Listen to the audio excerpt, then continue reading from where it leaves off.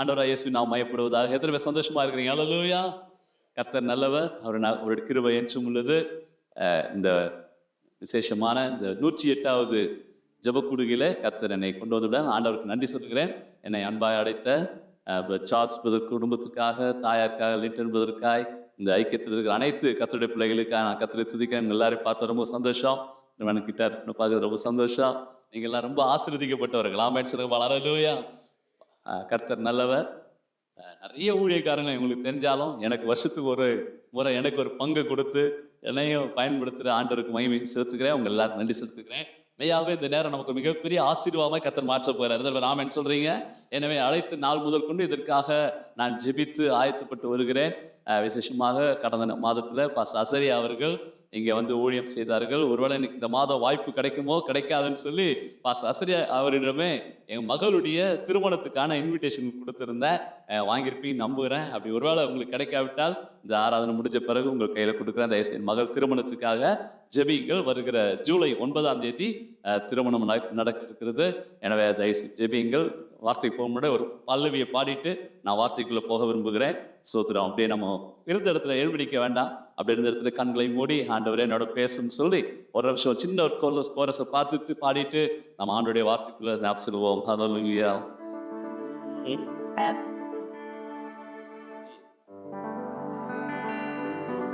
பரலோகத்துல பாடுற ஒரே பாடல் என்ன பாட்டு தெரியுமா? என்ன பாடல் தெரியாதா? பரலோகத்துல பாடுற ஒரே பாட்டு தமிழ், இங்கிலீஷ், கன்னடா, தெலுங்கு, மலையாளம், சைனீஸ், பர்பிட்ஸ் எல்லா லாங்குவேஜ் பாடுற ஒரே பாடல் அல்லேலூயா. ஆமென் சொல்லுங்க பார்க்கலாம். அப்படியே கண்களை மூடி கைகளை வச்சு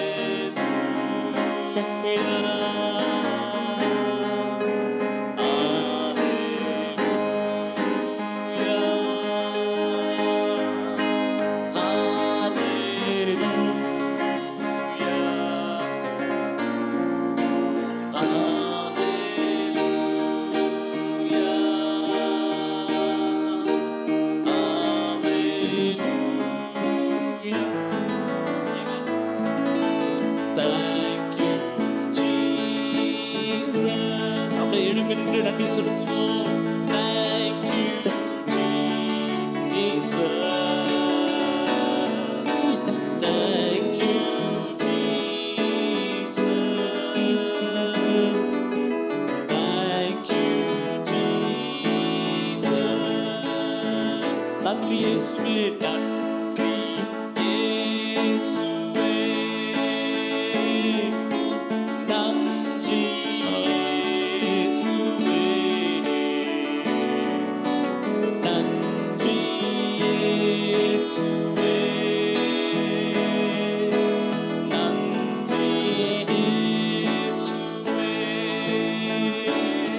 கரங்களை தட்டி கர்த்தர் நம்முடைய வாழ்க்கையில செய்த எல்லா நன்மைகளுக்காக நன்றியப்பா துதிப்போம்.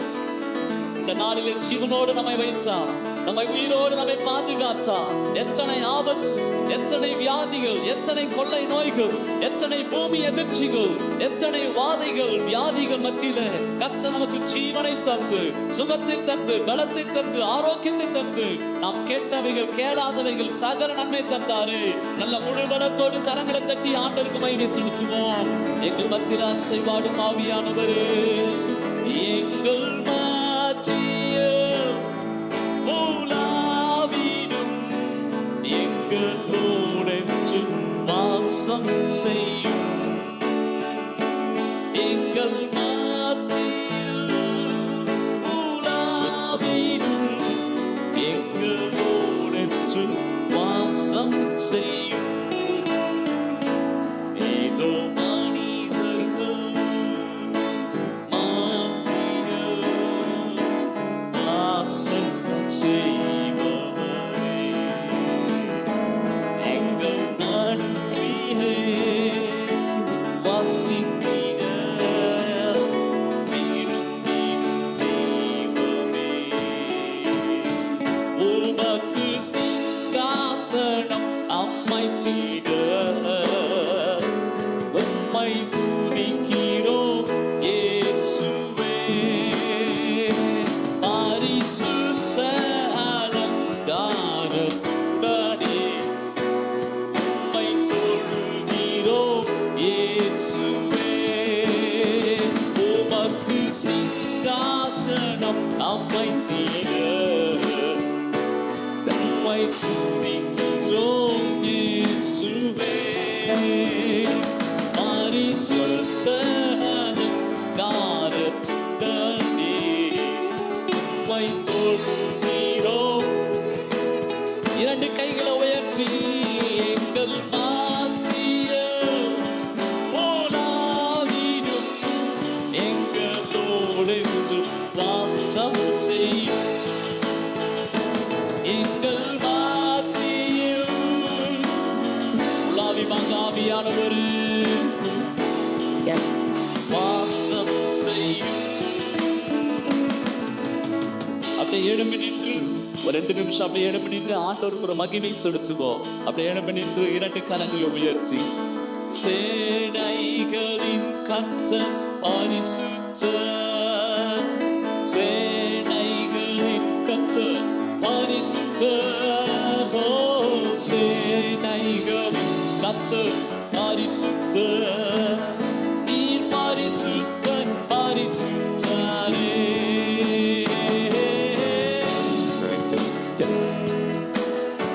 ஆமென். பரிசுத்தர், நீர் பரிசுத்தர் பரிசுத்தர், நீர் பரிசுத்தரே. பரிசுத்தர், நீர் பரிசுத்தர் பரிசுத்தர், நீர் பரிசுத்தரே. நீரே நீர் மாத்திரமே, நீரே தெய்வமே, நீரே நீர் மாத்திரமே, நீரே நீர் மாத்திரமே.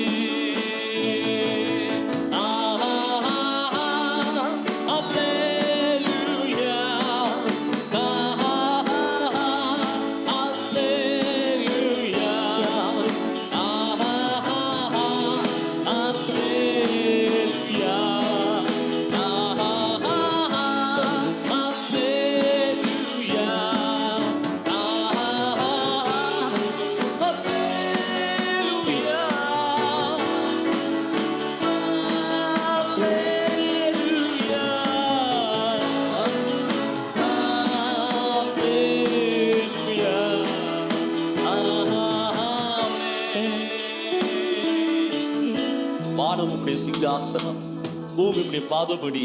சர்வவல்லமை பிதாவே, எங்கள் பாவங்களுக்காய் சிலுவையில் அடிக்கப்பட்டு ரத்தம் சிந்தி மரித்து அடக்கம் பண்ணப்பட்டு 3ஆம் நாள் உயிர்த்தெழுந்த உலக ரட்சகரே, சீக்கிரம் வரப்போகிற எங்கள் ஆத்துமனேஸ்வரே, உம்மை வாழ்த்துகிறோம்.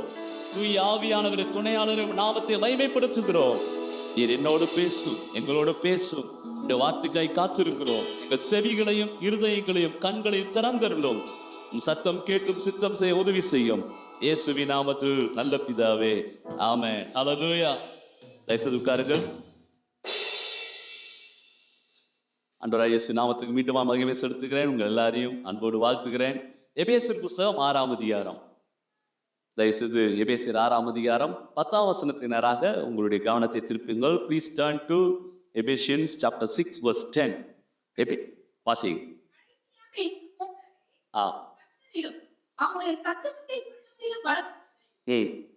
தொடர்ந்து வாசிங்கள்.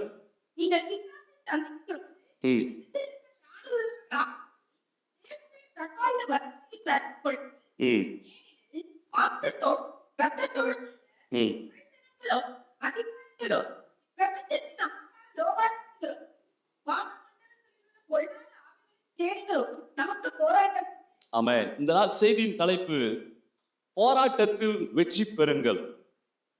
போராட்டத்தில் வெற்றி பெறுங்கள். நம்ம ஒவ்வொருவருக்கும் போராட்டம் இருக்குது.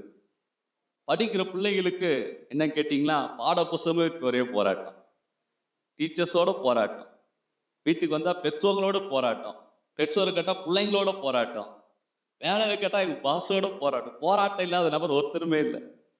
பாஸ்டர் கேட்டீங்கன்னா விசுவாசிகளோட போராட்டம். 100 விசுவாசினா 100 தலைவலின்னு அர்த்தம். அல்லேலூயா. 500 விசுவாசினா 500 தலைவலின்னு அர்த்தம். அப்போ எத்தனை தலைவலி வேணும் அத்தனை தலைவலி வாங்கிக்கலாம். ஆமென். எங்கேயுமே போராட்டம் இல்லாத இடமே இல்லை. ஆனால் நாம் சந்திக்கிற போராட்டம் எப்படிப்பட்ட போராட்டம்? ஆவிக்குரிய போராட்டம்.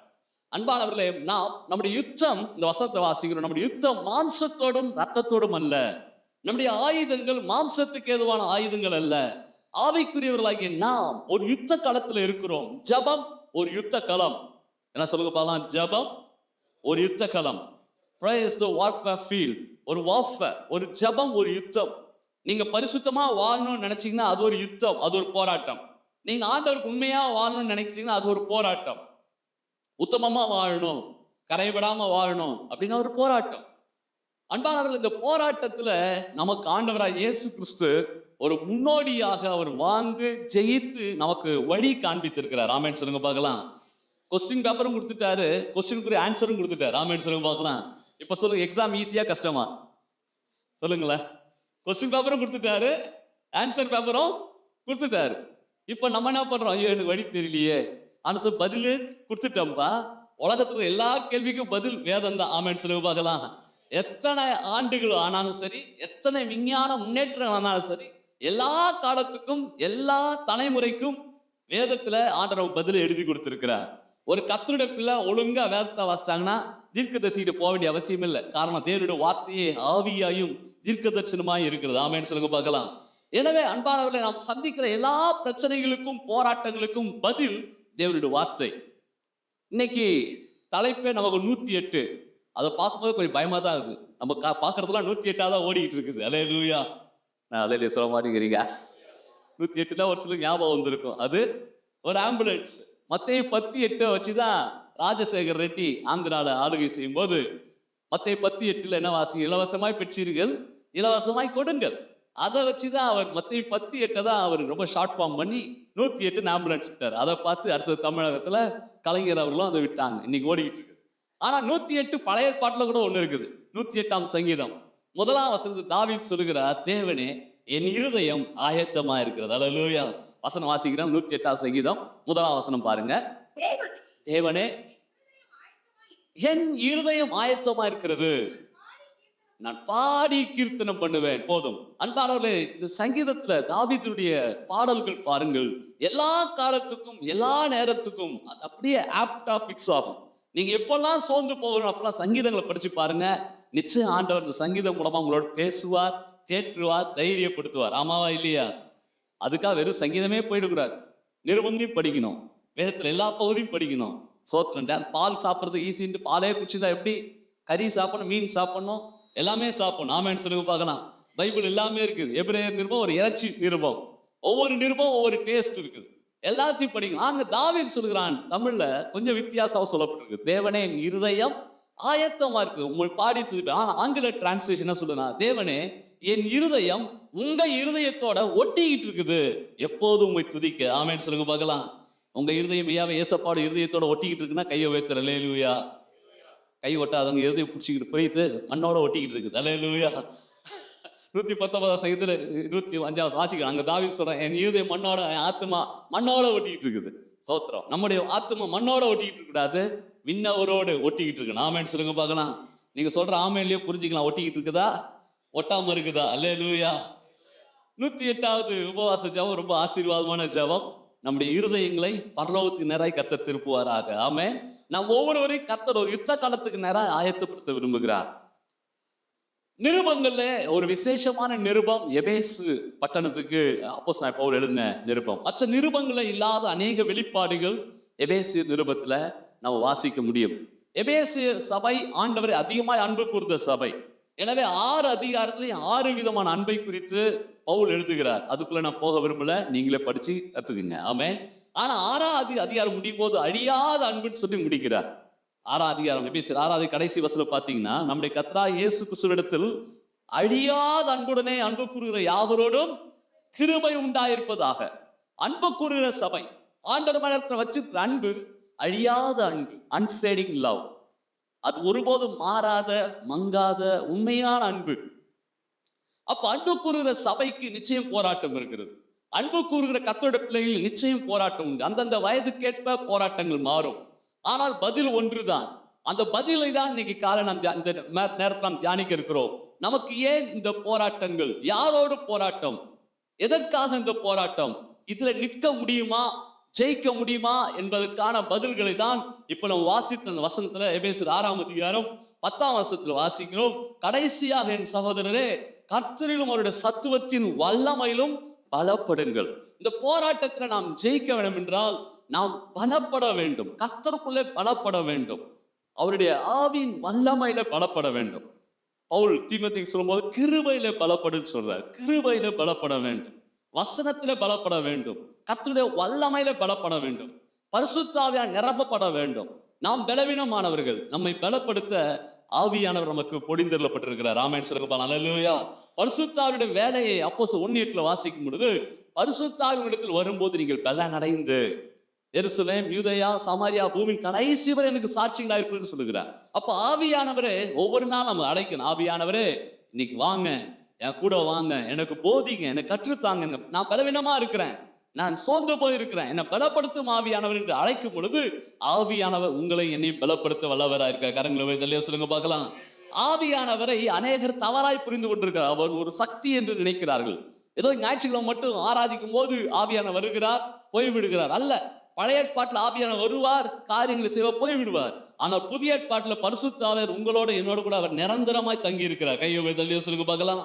ஆமா, வாசிக்கிற வசனத்துல அன்பாளர்களே 1 கொரிந்தியர் 3:16 வாசிக்கிறோம். நீங்கள் தேவனுடைய ஆலயமா இருக்கிறீர்கள் என்றும் தேவனுடைய ஆவி உங்களில் வாசமா இருக்கிறார் என்றும் அறியீர்களா? Know ye not you are the temple of God. நீங்கள் நான் தேவனுடைய ஆலயம். அது எப்படிப்பட்ட தேவனுடைய ஆலயம்? பரிசுத்த ஆவியானவர் நமக்குள்ள தங்குகிற ஆலயம். கரங்களை தெளிவா சொல்லுங்க பார்க்கலாம். அன்பாளர்களே, ஆங்கிலத்துல ஆம்பிளிஃபைட் வெர்ஷன்ல என்ன போட்டிருக்குது? நீங்கள் தேவனுடைய ஆலயமா இருக்கும், தேவனுடைய ஆவி உங்களில் நிரந்தரமாக தங்கி இருக்கிறார். கையை தெளிவா சொல்லுங்க பார்க்கலாம். அந்த வார்த்தை எல்லாம் சந்தோஷமா சத்தமா சொல்லாம, நிரந்தரமாக பரிசுத்த ஆவியானவர் எனக்குள்ளே தங்கி இருக்கிறார். கைத்தட்டி ஆண்டவர் மகிமை செலுத்துவோமா? ஆண்டவரை கைத்தட்டுறவங்க மட்டும் ஆசீர்வதிங்க. ஆண்டவரே சோத்திரம் சோத்திரம் சோத்திரம் சோத்திரம். தொடங்கலாம் கையை அல்லேலூயா. கர்த்தருக்கு ஸ்தோத்திரம். ஒவ்வொரு நாளும் நீங்க புரிஞ்சுக்கிங்க, தயவுசெய்து மறந்துடாதீங்க. ஆவியானவர் உங்களுக்கு இருக்கிறார். வைராக்கிய வஞ்சையான ஆவியானவர். நாம் பலவீனப்படும் போது நாம் உயிர்ப்பிக்கிற ஆவியானவர். நாம் சோர்ந்து போகும்போது நம்ம பலப்படுத்துகிற ஆவியானவர். அப்போ எபேசியர் 6:10 கடைசியாக சோதரே, கர்த்தரிலும் அவருடைய சத்தத்திலும் வல்லமையில பலப்பட வேண்டும். காரணம் என்ன? 11ஆம் வசனம் வாசிக்கிறேன். ஏனெனில் நீங்கள் பிசாசின் தந்திரங்களோடு எதிர்த்து நிற்க திராணி உள்ளவர்களாகும்படி தேவனுடைய சர்வாயுத வர்க்கத்தையும் தரித்துக் கொள்ளுங்கள். அன்பானவர்களே, நமக்கு விரோதமாய் பிசாசு பல தந்திரங்களை செய்து கொண்டிருக்கிறான். பல விதங்களிலே நம்மை கெடுக்க, நம்மை அழிக்க, நம்முடைய சமாதானத்தை கெடுக்க, நம்முடைய முன்னேற்றத்தை தடுக்க பல விதங்களை பிசாசு அவன் தந்திரம் பண்ணிட்டு இருக்கிறான். அவருடைய தந்திரங்களை மேற்கொள்ளதான் ஆவியானவர் நமக்கு கொடுக்கப்பட்டிருக்கிறார். கரங்களை வைத்து இல்லையா சொல்லுங்க பார்க்கலாம். அவனுடைய தந்திரங்களை மேற்கொள்ளதான் நாம் அதிகமாக ஜெபிக்க வேண்டும்.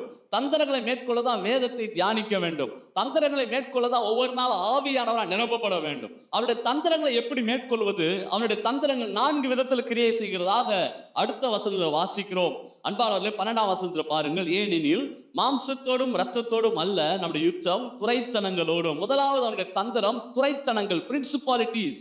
அவன் அன்பான அதிகார வர்க்கத்தின் வழியாக நமக்கு விரோதமாய் கிரியை செய்ய விரும்புகிறான். நமக்கு விரோதமாய் கிரியை செய்கிற துரைத்தனங்கள். அவன் எடுக்கிற ஆட்கள் எல்லாம் பார்த்தீங்கன்னா நல்ல பிரின்சிபாலிட்டிஸ், அதிகார வர்க்கங்களை எடுத்து பயன்படுத்துகிறான். அப்போதான் கீழே இருக்கிறவங்களை நசுக்க முடியும். இந்தியாவிலேயும் ஒரு குறிப்பிட்ட மக்கள் அதிகாரங்களை எடுத்துக்கொண்டு ஏழைகளை நசுக்கி கொண்டிருக்கிறார்கள். உங்களுக்கு தெரியும், 3% அந்த மக்கள் இருக்கிறாங்க. 97% மக்களை காலில் போட்டு மிதிச்சுக்கிட்டு இருக்கிறாங்க. துறைத்தனங்களிலே அந்தகார ஆவி கிரியை செய்கிறது. அடுத்ததா வாசிக்கிறோம் வல்லம், பிரின்சிபாலிட்டி துறைத்தனங்களோடும். அடுத்தது பாருங்க, இந்த எபேசியர் 6:12 அதிகாரங்களோடும். இந்த அதிகாரம்லாம் பரிகரிக்கணும். அதற்காக இயேசு வந்தார். எல்லா அதிகாரத்தையும் பரிகரித்து உங்க கையில என் கையில கொடுத்திருக்கிறார். கரங்களை வைத்து சொல்லுங்க பார்க்கலாம். ஆமா, சாதாரண மனிதன் தான் அவர். சாதாரண மனிதன் தான், ஒல்லியா இருக்கிறார். ஆனா அவர் ஒரு யூனிஃபார்ம் போட்டு இருக்கார். கையில ஒரு போர்டு வச்சிருக்காரு, ஸ்டாப்னு ஒரு போர்டு. அவர் தான் டிராபிக் போலீஸ்கார். அல்லேலூயா. அவர் என்ன பண்றார்? டிராபிக்ல நடுவர் என்ன நில்லுன்றார். எல்லா வண்டி, பெரிய பெரிய ட்ரெய்லர்லாம், பெரிய பெரிய ட்ரக்லாம் அவரை பார்த்து நிக்குது. காரணம், அவரை பார்த்து அவர் எடை, அவர் அதை பத்தி இல்லை, அதை பார்த்து இல்லை, அவருடைய தரிச்சிருக்கிற உடையையும் அவர் கையில் இருக்கிற போர்டையும் பார்த்து நிக்குது. நீங்கள் நானும் மற்ற பார்வையில் சாதாரணமா இருக்கலாம், ஆனா நீங்களும் நானும் தேவனுடைய சர்வாயுதத்தை தரித்து கொள்ளணும். கரங்களை வைத்து சொல்ல பார்க்கலாம். அப்போ இந்த உலக அதிகாரங்கள், உலக துறைத்தனங்கள், 3வது வாசிக்கிறோம். எபேசியர் 6:12 வாசிக்கிறாங்க. 3வது வாசிக்கிறோம். இப்பிரபஞ்சத்தில் அந்தகார லோகாதிபதிகள், rulers of the darkness of this age, darking spirit, இருளின் ஆவிகள், மனதை இருட்டாக்குகிறவைகள், மனதை குழப்பப்படுகிற, வெளிச்சம் இல்லாதபடி ஜனங்களை தாறுமாறாய் நடக்கிறவைகள். சோத்திரம். டாக்டர் பேஷண்ட் கிட்ட சொல்றாரு, யோ ஓவரா குடிக்காதியா, உடல்லாம் நஞ்சு போயிருக்குது, ஸ்கேன்ல ரிப்போர்ட்டு எக்ஸ்ரே எல்லாம் ரொம்ப மோசமா இருக்குது. டாக்டர் வந்து பேஷண்ட் திட்டுறார், சிகரெட் பிடிக்காத, குடிக்காத எல்லாம் சொல்லிட்டு மாத்திரை மருந்தெல்லாம் குடிச்சிட்டு அனுப்பிட்டு இவரு போய் தனியாக டம் அடிச்சுட்டு வர. இதுதான் இருள். மற்றவனுக்கு சொல்றான், அவனுக்கு என்ன இல்லை, விடுதலை இல்லை.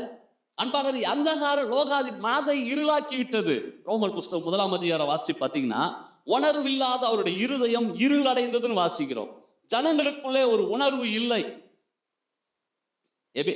ரோமர் 1ஆம் அதிகாரம் 21ஆம் வசனம் பார்த்தீங்கன்னா, அவர்கள் தேவனை அறிந்தும் அவரை தேவன் என்று மகிமைப்படுத்தாமலும் ஸ்தோத்திரியாமலும் இருந்து தங்கள் சிந்தனையினாலே வீணரானார்கள். உணர்வில்லாத அவருடைய இருதயம் இருள் அடைந்தது. பிசாசுடைய 3வது ஒரு தந்திரம் இருளின் ஆவிகள், ஜனங்களை இருளாக்குவது. தவறு செய்வதை தவறுன்னு தெரியாதபடிக்கு அதை மூடி மறைப்பது, அதை அப்படியே ஒழுகி எடுப்பது. நான் மட்டும் தானே செய்யறேன், அவங்க தப்பு செய்யலையா அப்படின்னு தங்கள் தவறை நியாயப்படுத்துகிற ஒரு இருளின் ஆவி. இதில் மேல நம்ம ஜாக்கிரதையா இருக்கணும். கரங்களை வைத்து சொல்லுங்க வளரலையா. 4 விதமான தந்திரங்களிலே பிசாசு கிரியை செய்கிறான். 1வது துரைத்தனங்கள், 2வது அதிகாரங்கள், 3வது அந்தகார லோகாதிபதிகள், இருளின் ஆவிகள், 4வது பார்த்தீங்கன்னா வானமண்டலங்கள் உள்ள பொல்லாத ஆவிகளின் சேனைகள். எபேசியர் 6:12 நம்ம தியானிச்சுக்கிட்டு இருக்கிறோம். அன்பாலே 4வது விஷயம் சாத்தானின் தந்திரங்கள். இந்த 4ஐயும் நாம் புரிந்து கொள்ள வேண்டும். இந்த 4ஐயும் நாம் ஜெபத்திலே கட்டி ஜெபிக்க வேண்டும். ஆண்டவரே, எனக்கு விரோதமாய் கிரியை செய்கிற அதிகாரங்கள், துரைத்தனங்கள், அதிகாரங்கள், அந்தகார லோகாதிபதிகள், 4வது வானமண்டல கிரியை செய்கிற பொல்லாத ஆவின் சேனைகளை இயேசுவின் நாமத்தில் கட்டுகிறேன் என்று நாம் வாய்த்தர சொல்லி ஜெபிப்போம் என்றால் நிச்சயம் கட்டப்படும். எத்தனை பேர் விசுவாசிக்கிறீங்க? அல்லேலூயா. கொஞ்சம் பேர் தான் விசுவாசிக்கிறீங்க. அல்லேலூயா. எல்லாரும் விசுவாசி. உங்களுக்கு விரோதமாய் பிசாசு 4 விதமாக வேலை செஞ்சுட்டு இருக்கணும். துரைத்தனங்கள், அதிகாரங்கள், இருளின் ஆவி, அந்தகார லோகாதிபதிகள், 4வது வானமண்டல பொல்லாத ஆவிகள். இதை தினந்தோறும் கட்டணும். இதை மேற்கொள்வதற்கு தான் ஆண்டவர் சில வழிமுறைகளை தந்திருக்கிறார். நம்மை பாதுகாக்க ஒரு 6 சர்வாயுதங்கள் தரித்திரு. அதை குறித்து நான் வேகமா தியானிச்சு முடிக்க போகிறோம். 13ஆம் வசனத்தில் வாசிக்கிறோம். எபேசியர் 6:13 13ஆம் வசனத்தில், ஆகையால் தீங்கு நாளிலே வாசிங்கள். எபேசியர் 6:13, ஆ தீங்கு நாளிலே அவைகளை நீங்கள் எதிர்க்கவும் சகலத்தையும் செய்து முடித்தவர்களாய் நிற்கவும் திராணி உள்ளவர்களாகும்படி தேவனுடைய சர்வாயுத வர்க்கத்தையும் எடுத்துக்கொள்ளுங்கள். Take the armour of God. எடுத்துக்கொள்ளுங்கள். அதே எபேசியர் 6:11 கடைசி வரி பாருங்க. தரித்துக் கொள்ளுங்கள். Take it and put on. எடுத்துக்கொள்ளுங்கள், அடுத்தது தரித்துக் கொள்ளுங்கள். வெறும் அறிஞ்சுக்கிட்டா மட்டும் போதா. தினந்தோறும் நமக்கு போராட்டம், தினந்தோறும் வருகிற பிரச்சனைகள். இதுக்கெல்லாம் காரணம் சிலர் சொல்றாங்க எங்க மாமனார் தாங்க, சில சொல்றாங்க மாமியார் தாங்க, சில சொல்றாங்க மருமக தாங்க, சில சொல்ல மருமக. நாத்தனாரு வந்தனாரு போனனாரு எந்த நாரும் கிடையாது. கண்ணை மூடிட்டு மேலே பாருங்க, அந்த மேலே ஒருத்தர் வேலை செஞ்சுட்டு இருக்கிறார். அல்லேலூயா. எல்லாரும் நல்லவர்கள் தான். ஆனா சமயத்துல பிசாசு உள்ள புகுந்து சமாதானத்தை கெடுத்தார். அப்ப அவன் வேலை செய்யறதுக்கு முன்னாடி நீங்க எழுந்து ஒரு வேலை செஞ்சிடுங்க. காலையில் எழுந்த உடனே தேவனுடைய சர்வாயுதத்தை எடுத்துக்கொள்ளுங்கள். அதை ஒவ்வொரு நாளும் தரித்துக் கொள்ளுங்கள். 6 சர்வாயுதத்தை நான் சொல்லி முடிக்க விரும்புகிறேன் கொடுக்கப்பட்ட நேரத்துல. முதலாவது தேவன் நமக்கு தந்திருக்கிற முதல் சர்வாயுத வர்க்கம், அதை எபேசியர் 6ஆம் அதிகாரம் பாருங்கள், 14வது வசனம் வாசிங்கள். நிறுத்திக் கொள்ளுங்க. அதுதான் நம்பர் 1. முதலாவது நாம் எடுத்துக்கொள்ள வேண்டியது சத்தியம் என்னும் கச்சையை இடுப்பிலே அறையிலே கட்டிக்கொள்ள வேண்டும். சத்தியம். ஆண்டவராகிய இயேசு சொன்னார் யோவான் 14:6, நானே வழியும் சத்தியமும் ஜீவனுமா இருக்கிறேன், என்னை எல்லாம் ஒருவனும் பிதாவிடத்தில் வரான். தேவனை அறிவதுதான் சத்தியம், இயேசுதான் சத்தியம். யோவான் 1:17 வாசிக்கிறோம். எப்படி நியாயப்பிரமாணம் மோசேயின் மூலமாய் கொடுக்கப்பட்டது. யோவான் 1:17, கிருபையும் சத்தியமும் இயேசு கிறிஸ்து மூலமாய் உண்டாயின. இந்த மாநிலப்பட்ட கொஞ்சம் குறைக்கு விசிலடி. கிருபையும் சத்தியமும் இயேசு மூலமாய் உண்டாயின. அன்பாளர்களே, சத்தியத்தை நாம் என்ன செய்ய வேண்டும்? அறையிலே கட்டிக்கொள்ள வேண்டும். யோவான் 8:32 வாசிக்கிறோம். சத்தியத்தையும் அறிவீர்கள், சத்தியம் உங்களை விடுதலையாக்கும். சோத்திரம். அப்ப ஒவ்வொரு நாளும் சத்தியத்தை அறியணும். இந்த சத்தியத்தை அறிகிற அறிவு நம்மை பாதுகாக்கும். கரங்களை உயர்த்தி சொல்லுங்க அல்லேலூயா. பிசாசு நம்மை சத்தியத்தை அறியாதபடி நம்முடைய கண்களை குருடாக்குவான். அதனால்தான் 2:4 வாசிக்கிறோம். தேவனுடைய மகிமையான சாயலா இருக்கிற இந்த சுவிசேஷத்தின் ஒளி புறச்சாதியார் அவர்களுக்கு பிரகாசமாயிராதபடிக்கு இப்பிரபஞ்சத்தின் தேவனானவன் அவருடைய மனதை குருடாக்கினான். அப்போ வேதத்தை படிக்க படிக்க உங்கள் மனக்கண்கள் திறக்கப்படும். தேவனுடைய வசனத்தை நாம் அதிகமாக வாசிக்க வேண்டும். 2:4 தேவனுடைய சாயலா இருக்கிற கிறிஸ்துவின் மகிமையான சுவிசேஷத்தின் ஒளி அவிசுவாசிகளாய் அவர்களுக்கு பிரகாசமாயிராதபடிக்கு இப்பிரபஞ்சத்தின் தேவனானவன் அவருடைய மனதை குருடாக்கினான். அல்லேலூயா. இன்னைக்கு காலையில பைபிள் படிச்சவங்க கையை உயர்த்து அல்லேலூயா. இன்னைக்கு காலைல சோத்திரம். நேற்று இரவு படிச்சவங்க அல்லேலூயா சோத்திரம். ஒவ்வொரு நாளும் இப்ப ரொம்ப வால்யூம் கம்மியாயிடுச்சுப்பா. ஒவ்வொரு நாளும் தூக்க முடியாத அளவுக்கு உங்க பிள்ளைங்க முதுகுல ஏத்தி அனுப்புறீங்க. டன்னு கலக்கல. அல்லேலூயா. எத்தனை புஸ்தகம் கொடுக்குறீங்க முதுகுல. பாவம் ஏறுகிறா தள்ளாடி தள்ளாடி பிள்ளைங்க என்ன பண்றாங்க? ஏறிக்கிட்டு போறாங்க ஸ்கூலுக்கு. சரி, பிள்ளைகளை அவ்வளோ பாரப்படுத்துறீங்க. ஆனா அந்த பிள்ளைகளுக்கு ஒரு பைபிள் வாங்கி கொடுத்துக்கிறீங்களா? ட்ரெஸ் வாங்கி கொடுக்குறீங்க, நல்ல செப்பல் ஷூஸ் அது இது வாங்கி தரீங்க, சாப்பிட்றதுக்கு தனி தட்டு இருக்குது. ஆனா அவங்களுக்கு ஒரு பைபிள் வாங்கி கொடுங்க. எத்தனை பேர் உங்க பிள்ளைங்களுக்கு பைபிள் வாங்கி கொடுத்துருக்கீங்க? கத்துறவங்களா ஆசைப்பார். வாங்கி கொடுத்ததோட விட்டுறக்கூடாது. அவங்களோட உட்காந்து படிங்க. நீங்க படிக்கிறது அவங்க பார்க்கணும், அவங்க படிக்கிறது நீங்க பார்க்கணும். நீங்களே படிக்கலன்னா கண்டிப்பா உங்க பிள்ளைங்க படிக்க மாட்டாங்க. காரணம், உங்க பிள்ளைகளுக்கு நீங்க தான் சிறந்த ஆசிரியர்கள். கையை உயர்த்தி சொல்லுங்க பார்க்கலாம். Parents are the very best example for the children. பிள்ளைகளுக்கு பெற்றோர் தான் மாதிரி. பெற்றோர்கள் செய்யாததை பிள்ளைகிட்ட எதிர்பார்க்காதீங்க. பிள்ளைங்க செய்யணும் முதல்ல நீங்க செய்யுங்க. நீங்க செய்யறத பார்த்தா நீங்க சொல்லாம அவங்க செய்ய ஆரம்பிப்பாங்க. அப்படின்னு சொல்லுங்க பார்க்கலாம். எங்க அப்பா எப்ப பார்த்தாலும் வேதத்தை படிப்பார். எனக்கு ஒரு பெரிய மோட்டிவேஷன். அவர் படிக்க படிக்க அவருடைய வார்த்தைகள், அவருடைய பிரசன்னங்கள் எங்களுக்கு ஒரு மிகப்பெரிய ஆறுதல், ஆச்சரியம். இன்னைக்கு இன்டர்நெட் இருக்குது, கூகுள் இருக்கு, எதை தட்டினாலும் கூகுளில் வந்துடுது. ஆனா எங்க அப்பாவுக்கு அதெல்லாம் தெரியாது. முழுசு பயத்தை படிச்சுக்கிட்டே இருப்பார். ஒரு வார்த்தை எடுத்தாருன்னா ஆதியாவது வெளிப்படுத்த வரைக்கும் அப்படியே பின்னி எடுத்துருவார். சோத்திரம். வேத அறிவு, சத்தியம், அதுதான் நம்முடைய அறைய பாதுகாக்கு. நம்முடைய ஆடை கழண்டு விடாதபடி, நம்முடைய மானம் வெளிப்படாதபடி சத்தியத்தை இடுப்புல கட்டிக்கொள்ள வேண்டும். சத்தியம் வேத வசனம். இந்த வேத வசனத்தை தினந்தோறும் படி. பைபிள் படிக்காம வேலைக்கு போகக்கூடாது. பைபிள் படிக்காம உங்க பிள்ளைகள் ஸ்கூலுக்கு போகக்கூடாது. அது எவ்வளவு பெரிய காரியம் வந்தாலும் சரி, வேதம் நம்முடைய பாதைக்கு தீபம். கரங்களை சொல்லுங்க ஹல்லேலூயா. எனவே நாம் அறிந்து கொள்ள வேண்டிய மிக முக்கியமான ஒரு காரியம், சத்தியத்தை நாம் அறையில கட்டிக்கொள்ள வேண்டும். ஆண்டவர் சொல்கிற வேதத்தின் மகத்துவத்தை அவர்களை எழுதி கொடுத்தேன், அவர்களோ அதை அந்நிய காரியமாய் எண்ணினார்கள். என் ஜனங்கள் அறிவில்லாமையினால் சங்காரமாகிறார்கள், என் ஜனங்கள் அறிவில்லாமையினால் சிறைப்பட்டு போகிறார்கள். தேவனை பற்றி தான் அறிவு, வேதத்தை பற்றி தான் அறிவு நமக்கு ரொம்ப முக்கியம். எனவே சாத்தானின் ஆயுதங்களை மேற்கொள்ள நாம் எடுக்க வேண்டிய ஒரு மிகப்பெரிய ஆயுதம் தேவனுடைய சத்தியம். இந்த சத்தியத்தை அறிய வேண்டும், சத்தியத்தை அன்பானவர்களே நடக்க வேண்டும். 3 யோவான் சொல்லுகிறார், சபையை பார்த்து இந்த 3 யோவான் புத்தகத்துல பல முறை அந்த வார்த்தை உபயோகிக்கிறார். என் பிள்ளைகள் சத்தியத்தில் நடக்கிறார்கள். காயுக்கு எழுதும்போது 3 யோவான் 1 பார்த்தீங்கன்னா, மூப்பனாகிய நான் சத்தியத்தின்படி நேசிக்கிற பிரியமான காயுக்கு எழுதுகிறார்கள். 3 சகோதரர் வந்து நீ சத்தியத்தில் நடந்து கொள்கிறா என்ற உன்னுடைய உண்மையை குறித்து சாட்சி கொடுத்த போது மிகவும் சந்தோஷப்பட்டேன். 4 3 யோவான் 4, என் பிள்ளைகள் சத்தியத்தில் நடக்கிறார் என்று நான் கேள்விப்படுகிற சந்தோஷத்திலும் அதிகமான சந்தோஷம் எனக்கு இல்லை. அன்பானவர்களே, நாம் ஒவ்வொரு நாளும் அறிந்த சத்தியத்துக்கு உண்மையாய் நடக்க வேண்டும். சோத்திரம். சத்தியத்துல நாம் நிலை நிற்க வேண்டும். அப்படிப்பட்டவர்கள் தான் வாக்கு தத்துவம், பிரியமானவன் ஆத்துமா வாழ்வது போல நீ எல்லாவற்றிலும் வாழ்ந்து சுகமாயிரு. அப்போ முதலாவதாக சாத்தானின் தந்திரங்களை மேற்கொள்ள நாம் எடுக்க வேண்டிய முதல் ஆயுதம் சத்தியம் என்னும் கச்சை. 2வதாக அதே எபேசியர் 6 வாசிக்கும் பொழுது சத்தியம் என்னும் கச்சை தொடர்ந்து வாசிக்கிறோம். நீதி என்னும் மார்க்கவசம். 2வதாக நமக்கு ஒரு புல்லட் ப்ரூஃப் ட்ரெஸ்ஸை கத்தர் கொடுத்திருக்கிறார். அல்லேலூயா சொல்லுங்க பார்க்கலாம். புல்லட் ப்ரூஃப், எல்லாம் சொல்ல போல புல்லட் ப்ரூஃப், அதுதான் நீதி. உங்களுக்கு தெரியுமோ தெரியாது, சிஎம் பிஎம் எல்லாம் ஒரு பிரஸ் பிளேட் போட்டிருக்காங்க. அது என்னன்னா, நேராக வச்சு ஷூட் பண்ணா அந்த குண்டு நேராக வரும், வந்து என்ன ஆகும்னா நெஞ்சு தொலைச்சி போகாது. அந்த நெஞ்சு மேலே அவங்க புல்லட் ப்ரூஃப் ட்ரெஸ்ஸு போடுறதுனால அப்படியே வந்து ஒட்டிக்கும். அதில் வந்து ஒரு மேக்னெட் இருக்குது. அந்த மேக்னெட் என்ன பண்ணும், வர குண்டை அது உள்ளே போக முடியாது, அப்படியே தடுத்து நிறுத்தி அப்படியே காந்த மாதிரி ஒட்டிக்கும். அப்போ ஒவ்வொரு நாள் நம்ம நீதியை தரிச்சுக்கிட்டோன்னா பிசாஸ் எத்தனை ஷூட் பண்ணாலும், AK-65 அல்லது சிக்கன் 65 எது வந்தாலும் உங்களை நீ தாக்காது. கையை சொல்ல பார்க்கலாம். 2வது மிக முக்கியமான விஷயம், நீதி என்னும் மார்க்கவசம். நம்முடைய சுயநீதி எல்லாம் அழுக்கான கந்தை. ரோமர் 5 வாசிக்கிறோம், ஆண்டவராய் இயேசுவின் ரத்தம் நம்மை கழுவி நீதிமானாய் மாற்றுகிறது. அன்பானவர்களே, ஒவ்வொரு நாளும் இயேசுவின் நீதியை நாம் எடுத்துக்கொள்ள வேண்டும். நீதியின் மார்க்கவசத்தை தரித்துக் கொள்ள வேண்டும். ரோமர் 5 பாருங்கள், ரோமர் 5 9.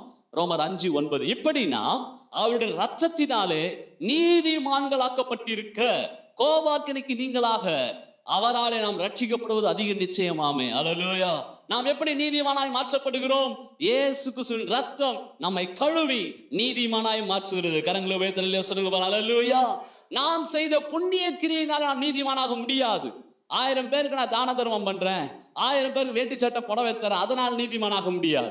மனிதனுடைய புண்ணிய கீர்த்தனம், நீங்க நிறைய பேர் அப்படிதான் முயற்சிக்கிறாங்க. நான் செய்யற தான தர்மம், நான் செய்யற அன்னதானம், சோத்திரம், அதனால இதெல்லாம் மனிதன் நீதிமானாக முடியாது. காரணம், வேதம் சொல்லு, எல்லாரும் பாவம் செய்து தேவ மகிமை அற்றவர்களானார்கள். ரோமர் 3:10-11 வாசி. அந்தபடியே நீதிமான் ஒருவனும் இல்லை, நல்லவன் ஒருவனும் இல்லை, நன்மை செய்வன் ஒருவனும் இல்லை. அதுக்கு தான் இயேசு எல்லாருக்கும் தேவை. அல்லேலூயா சொல்லுங்க பார்க்கலாம். காரணம், இயேசு வந்தது நோக்கமே பாவிகளாகி நம்மை நீதிமானாய் மாற்ற. அன்பாளர், 2வது மிக முக்கியமான ஒரு காரியம், நீதிமான் என்ற ஒரு வாழ்க்கை. நீதி என்னும் மார்க்கவசம் ஆங்கிலத்தில் ரொம்ப அழகா சொல்லப்பட்டு, righteousness, right stand with God. அதுதான் ரைச்சஸ்னஸ். நீதி என்றால் என்ன? தேவன் நீதிபரர், அவருக்கு முன்பாக நிற்க நான் தகுதியற்றவன், ஆனால் இயேசுவின் ரத்தனை கழுவி அவருக்கு முன்பாக நிற்க உங்களை என்னை தகுதிப்படுத்துகிறது. அதுதான் நீதிமான். கரங்களை உயர்த்தி சொல்லுங்க அல்லேலூயா. அன்பான, ஒவ்வொரு நாளும் ஏசப்பா நான் பாவிதான், நேற்று கூட கொஞ்சம் கோவப்பட்டேன், நான் மன்னிங்க ஆண்டவரே, நான் ஏதோ சின்ன விஷயத்துல கொஞ்சம் தவறிட்டேன், நான் மன்னிங்க, ரத்தத்தால் கழுவுன்னு சொல்லும் பொழுது அவர் ரத்தம் நம்மை கழுவி நீதிமானாய் மாற்றுகிறது. கரங்களை உயர்த்தி சொல்லுங்க பார்க்கலாம். முதலாவது ஆயுதம் சத்தியம் என்னும் கச்சை. 2வது ஆயுதம் என்ன சொல்லுங்க பார்க்கலாம்? நீதி என்னும் மார்க்கவசம். 1:31 வாசிக்கிறோம், அவரே தேவனால் நமக்கு ஞானமும் நீதியும் பரிசுத்தமும் மீட்புமானார். எனவே இயேசுவை நாம் தரித்துக் கொள்ள வேண்டும். இயேசுவே நமக்கு ஞானமா இருக்கிறார். 1:31 அவரே நமக்கு ஞானம், நீதி, பரிசுத்தம், மீட்புமா இருக்கிறார். எனவே முதலாவது சத்தியம் என்னும் கச்சை, 2வதாக நீதி என்னும் மார்க்கவசம். 3வது பாருங்கள், அதே எபேசியர் 6 15வது வசனம். சமாதானம், சமாதானம் சரியா வாசிங்க. சமாதானத்தின் சுவிசேஷத்துக்குரிய ஆயத்தம் என்னும் பாதரட்சை கால்களிலே தொடுத்தவர்களாக. ஆமென். அடுத்தது 3வது விஷயம், ஒவ்வொரு நாளும் வெளியில போகும்போது மறக்காம செப்பல் போட்டுட்டு போறோம். யுத்தத்துக்கு போறவங்க செப்பல் போட்டு போக கூடாது, நல்ல ஷூ போட்டு போகணும்.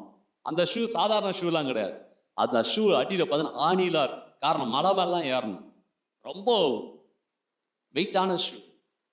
இதே போல பிசாசை மேற்கொள்ள 3வது நாம் அணிய வேண்டிய ஒரு ஷூ பாதரட்சை என்னவென்றால், வாசிக்கிறோம், சமாதானத்தின் சுவிசேஷத்துக்குரிய ஆயத்தம். கரங்களை உயர்த்தி சொல்லுங்க, ஹல்லேலூயா. நாம் கால் மிதிக்கும் இடமெல்லாம் சமாதானம் உண்டாவதாக. ஹல்லேலூயா. பக்கத்துல கைக்குலிக்கு சொல்லுங்க, நீங்க கால் மிதிக்கிற இடம்லாம் சமாதானம் உண்டாகட்டும். ஆமென். நீங்க போற வரைக்கும் அந்த சண்டை, நீங்க கால் வச்சோட அங்க சமாதானம் வந்துடும். காரணம் என்ன? நீங்க 3வது போடுற ஒரு ஆயுதம் சமாதானத்தின் சுவிசேஷம். ஹல்லேலூயா சொல்லுங்க பார்க்கலாம். சிலர் ரொம்ப நல்லவங்க இருக்கிறாங்க, நல்லா இருக்கிற வீட்டுல இவங்க வந்தாலும் 2 ஆயிடும். ஹல்லேலூயா. ஹல்லேலூயா சொல்ல மாட்டேங்கிறீங்களா? அழகா வச்சிருவாங்க பாருங்க, எப்பா சோத்திரம். அதுல கை தேர்ந்தவர்கள் அவர்கள் தான். ஹல்லேலூயா. நீங்கள் நான் அப்படி அல்ல, நாம் கால் மிதிக்கிற இடமெல்லாம் சமாதானம். காரணம் என்ன? 3வது ஆயுதம் சமாதானத்தின் சுவிசேஷத்துக்குரிய ஆயத்தம் நம் பாதரட்சை. ஐயோ சாட்சி சொல்ல தெரியாதுங்க, சொல்லக்கூடாது.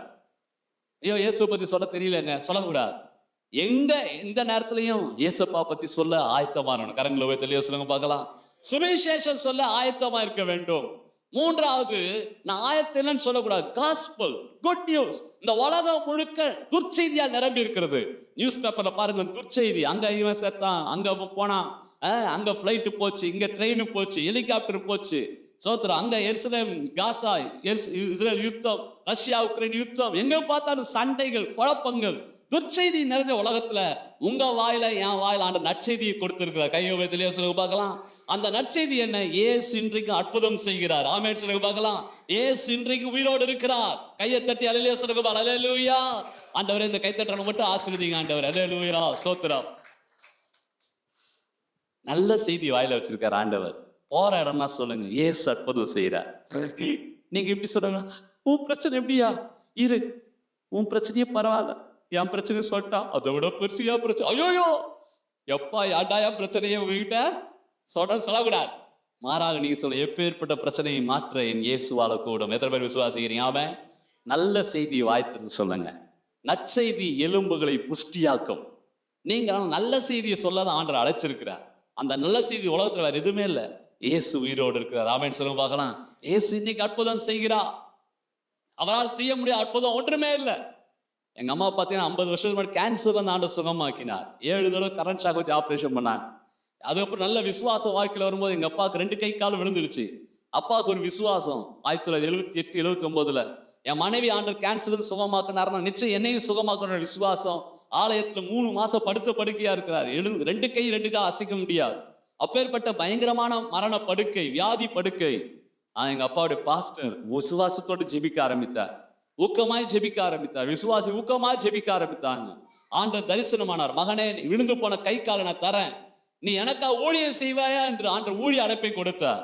அப்ப என் தகப்பனார் ஒரு முடிவு எடுத்தார், ஒரு தீர்மானம் எடுத்தார். ஆண்டவரே, இந்த சரீரத்துல ஒரு சொட்டு ரத்தம் இருக்கிற வரைக்கும் நான் உமக்காக வாழ்வேன், உம்முடைய ஊழியத்தை செய்வேன்னு ஒப்பு கொடுத்தார். கரங்களை வைத்து சொல்லுங்க பார்க்கலாம். அதே போல அப்பா ஊழியம் செய்தார். வாக்கிங் போகும்போதெல்லாம் பாக்கெட்ல ட்ராக்ஸ் இருக்கும், பேட்ச் இல்லாமல் போக மாட்டார், கைப்பிரதி இல்லாமல் வாக்கிங் போக மாட்டார். வண்டிக்கு பெட்ரோல் போட்டா கூட அது பெட்ரோல் போடுற கன் பாய் கிட்ட கூட ஒரு ட்ராக்ஸ் கொடுப்பார். அப்படின்னு என்ன சொல்ல, ட்ராக்ஸ் பத்தி அவங்களுக்கு சொல்லுவார். அந்த அளவுக்கு சுவிசேஷப்பார், அந்த அளவுக்கு ஆத்துமாக்களுக்காய் கண்ணீரோடு செபிப்பார்.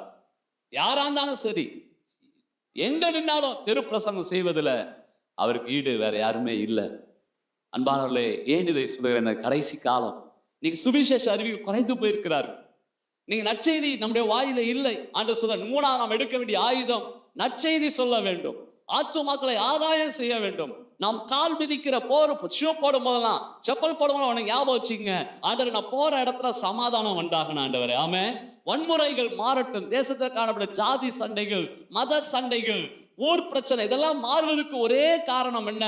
நாம் சரியாய் பயன்படுத்தவில்லை. நாம் சரியாய் நம்முடைய நேரத்தையும் சாக்கியத்தையும் நம்முடைய தாளங்கள் சரியாக பயன்படுத்தாத நம்மடியால பிசாசு அவன் பயன்படுத்திக்கிட்டு இருக்கிறான். மூணாவது நாம் எடுக்க வேண்டிய தேவனுடைய சர்வாயுத வர்க்கம் சமாதானத்துக்குரிய ஆயத்தம் என்னும் பாதரட்சை. கரங்களை உயர்த்தி சொல்லுங்க ஹல்லேலூயா. இந்த இந்த விஷயத்துல ரெண்டு பேருக்குமே பங்கு இருக்குது. சகோதரர்களுக்கு பங்கு இருக்குது, சகோதரிகளுக்கு பங்கு இருக்கு. வாசிச்சு பாருங்க ஏசாயா புஸ்தகம் 40ஆம் அதிகாரம் 9ஆம் வசனம் பாருங்கள். ஏசாயா 40ஆம் அதிகாரம் 9ஆம் வசனத்தை ஒருத்தரும், ஏசாயா 52:7 இன்னொருத்தர் வாசிங்க பார்க்கலாம். ஏசாயா 40:9 சீக்கிரம் வாசிங்கள். ஏசாயா 40:9. சீயோன் என்னும் சுவிசேஷகியே, நீ உயர்ந்த பர்வதத்தில் ஏறு, எருசலேம் என்னும் சுவிசேஷகியே. போதும். சுவிசேஷகினா ஆனா பெண்ணாங்க சொல்லுங்க பார்க்கலாம். அப்ப நீங்க எல்லாம் சுவிசேஷியா எழுமணும். கரங்களை உயர்த்தி சொல்ல பார்க்கலாம். இப்ப ஏசாயா 52:7 வாசிங்க. ஏசாயா 52. இருங்க இந்த ஒரு வசனம் ஒரு பிரதர் வாசிங்க ப்ளீஸ் கொஞ்சம் வாய்ப்பு கொடுங்களேன். ஐயா கத்துறவங்க வாசிங்க. சமாதானத்தை கூறி நற்காரியங்களை சுவிசேஷமாய் அறிவித்து ரட்சிப்பை பிரசித்தப்படுத்தி உன் தேவன்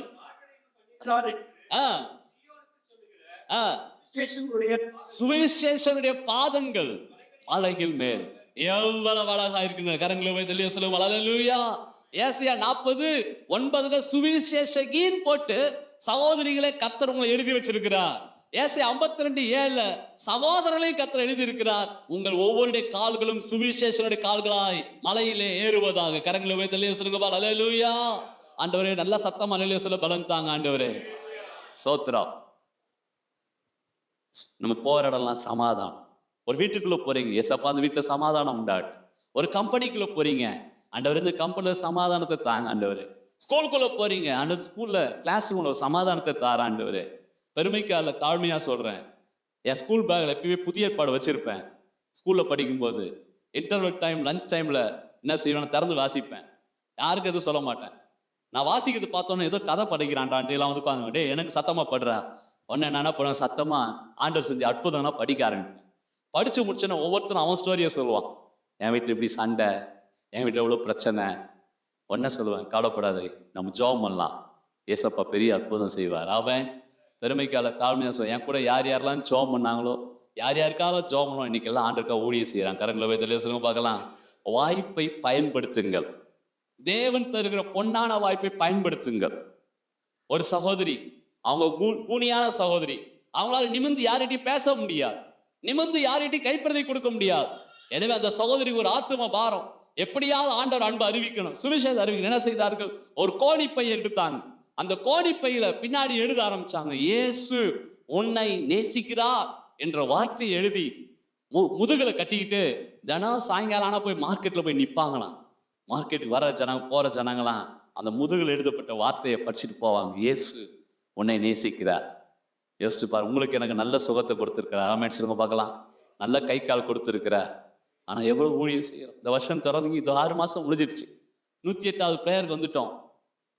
இன்னும் 128வது பிரேயர் வந்தோட நான் மாற மாட்டேன்னு இருக்கக்கூடாது. கையை ஒரு தலையை சொல்லுங்க பார்க்கலாம். மாற்றம் இன்னைக்கே வேண்டும். கையை ஒரு தலையிலூயா சொல்லுங்க சத்தமா, மாற்றம் எனக்குள்ள இன்றைக்கே வேண்டும். ஆமென்.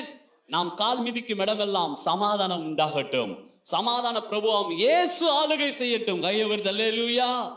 முதலாவது என்ன சொன்ன சொல்லுங்க பார்க்கலாம். இங்கேயே மறந்துருங்கண்ணே, இங்கேயே மறந்துருங்க. முதலாவது என்ன, அண்டர் சொல்றவங்களாம் பாக்கியவான்கள். சோத்திரம். 2வது நீதி என்னும் மார்க்கம். 3வது சமாதானம் சுவிசேஷம் என்னும் பாதரட்சை. ஆமென். சமாதானத்துக்குரிய ஆயத்தம். எப்பயுமே ரெடியா இருக்கணும். நான் ரெடியா இல்லைங்க சொல்லக்கூடாது. பாட ஆயத்தமா இருக்கணும், சொல்ல ஆயத்தமா இருக்கணும்.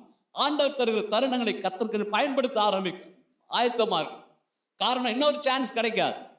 அடுத்த வாய்ப்புக்குள்ள ஒண்ணு அவர் செத்தலாம் இல்ல நான் செத்தலாம். ஆமென் சொல்லுங்க பார்க்கலாம். அப்படிதான் நினைக்கணும். இன்னொரு வாய்ப்பு நமக்கு கிடைக்காது. கொடுக்கிற வாய்ப்புல கர்த்தருக்கு பயன்படுத்தும். 4வது வாசிப்போம். எபேசியர் 6ஆம் அதிகாரம் 16ஆம் வசனம் வாசிப்போம். பொல்லாங்கன் எய்யும் அக்கினியாஸ்திரங்களை எல்லாம் அவித்து போடத்தக்கதாக எல்லாவற்றுக்கும் மேலாக விசுவாசம் என்னும் கேடகம். 4வது குறிப்பு, விசுவாசம் என்னும் கேடகம். எல்லாம் சேர்த்து சொல்லுங்க பார்க்கலாம். விசுவாசம் என்னும் கேடகம். இந்த கேடகத்தை எப்படி பிடிக்கணுமா, அங்க வாசிக்கிறோம், பொல்லாங்கன் எய்கிற அக்கினியாஸ்திரங்களை எல்லாவற்றையும் அவித்து போடத்தக்கதாக எல்லாவற்றுக்கு மேலாக விசுவாச கேடகத்தை பிடிக்க வேணும். கரங்களை உயர்த்தி சொல்லுங்க பார்க்கலாம். கிரேக்க நாட்டுல ரோமாபுரி மக்களுக்கும் கிரேக்க மக்களுக்கும் யுத்தம் நடக்கும்போது அந்த நாட்டுல இன்னைக்கு இருக்கிற ஆயுதங்கள்லாம் இல்லை, அணு ஆயுதங்கள்லாம் இல்லை. அப்ப என்ன செய்வாங்கன்னா, அந்த வில் அம்பு முனையில பெரிய தீப்பந்தத்தை கட்டுவார்கள். அந்த தீப்பந்தத்துல விஷத்தையும் தடவுவாங்க, மேல தீ பந்தத்தையும் கட்டுவாங்க. அதை கட்டி அதை பத்த வச்சு நெருப்பு பந்தத்தோடு வேகமா அடிப்பாங்க. அந்த நெருப்பு பந்தம் எதிரியுடைய பாளையத்துல விழுந்தா பாளையத்தில் இருக்கிற கூடாரெல்லாம் பத்தி எரியும். அது ஒரு நபர் மேல பட்டா அந்த நபர் பத்தி எறிவார். அப்போ எதிராய் வருகிற அந்த நெருப்பு பந்தத்தை தீயோடு வர அந்த கூர்மையான அம்பை மேற்கொள்ள இந்த வீரர்கள் என்ன செய்வாங்கன்னா, தங்க கையில இருக்கிற கேடகத்தை தண்ணீர்ல முழுக்கி நினைச்சு அதை ஈரத்தோடு பிடிப்பார்கள். அப்படி ஈரத்தோடு பிடிக்கும் போது நெருப்போடு வருகிற அந்த தீப்பந்தம் இந்த தண்ணீர் உள்ள அந்த கேடகத்துல பட்டு நனைஞ்சு அது அப்படியே தீ குறைஞ்சி கீழே பஸ்துன்னு விழுந்துடும். அல்லேலூயா சொல்லுங்க பார்க்கலாம். இப்ப இதே கான்செப்ட பவுல் எழுதுகிறா, பிசாசு உங்களுக்கு விரோதமாய் நெருப்பு போல வெறுப்பை கக்குகிறான். நெருப்பை போல உங்களுக்கு விரோதமாய் பிசாசு அநேக ஆயுதங்களை கொண்டு வருகிறான்.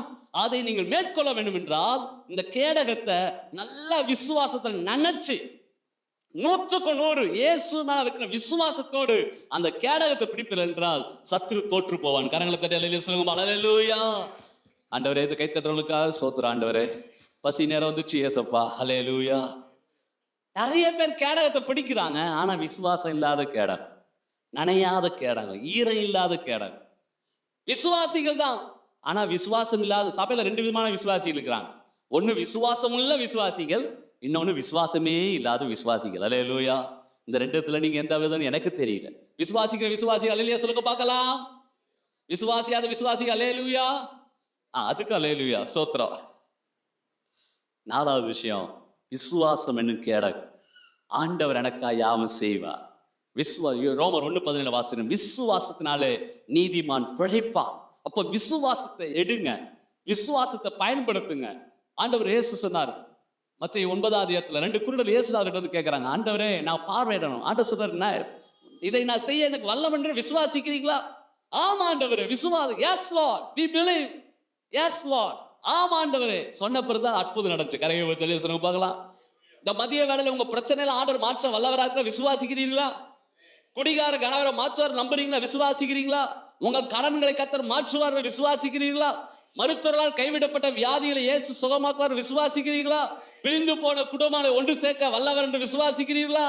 உங்களுக்கு ஒரு புதிய பலத்தையும் ஒரு புதிய பாதையும் காட்ட வல்லவர் விசுவாசிக்கிறீங்களா? அப்படி விசுவாசி கையை வச்சு சொல்லுங்க, ஆமா ஆண்டவரே நான் விசுவாசிக்கிறேன். கரங்களை தட்டி சொல்லுங்க. அல்லேலூயா. உங்க பிரச்சனை எவ்வளவு பெருசா இருக்கு கவலைப்படாதீங்க, அதை விட என் தேவன் பெரியவர். எத்தனை பேர் ஆமென் சொல்றீங்க? உங்கள் தேவைகள் எவ்வளவு பெருசா இருக்கு அதை பத்தி கவலைப்படாதீங்க, தேவையை பார்க்கல என் தேவன் பெரியவர். எத்தனை பேர் ஆமென் சொல்றீங்க? எத்தனை லட்சம் ஆனாலும் பரவாயில்ல, கர்த்தர் உங்க சொந்த வீட்டை கட்டுவார். ஆமென் சொல்லுங்க பார்க்கலாம். எத்தனை பெரிய தேவை, அது உங்க பிள்ளை நன்றாய் படிப்பார்கள். நீட்டை குறிச்சு பயப்படாதீங்க. சோத்திரம், அது நீட்டா இருந்தாலும் சரி கோணலா இருந்தாலும் சரி கர்த்தர் மாற்றுவார். ஆமென் சொல்லுங்க பார்க்கலாம். என் தேவன் பெரியவர். சத்தமா சொல்லுங்க, என் தேவன் பெரியவர். சாத்தானை விட என் இயேசு பெரியவர். ஆமென் சோத்திரம். தலை நசுக்கப்பட்ட பிசாசுக்கே இவ்வளவு பவர் இருக்குன்னா தலை நசுக்கினவருக்கு எவ்வளவு பெரிய பவர் இருக்கு. கையை உயர்த்தி ஆமென் சொல்லுங்க பார்க்கலாம். எனவே நம்முடைய கேடகங்கள் விசுவாசத்தால் நிரப்பப்பட்டு விசுவாசத்தால் நனைக்கப்பட்டு உயர்த்தி பிடிப்போமாக.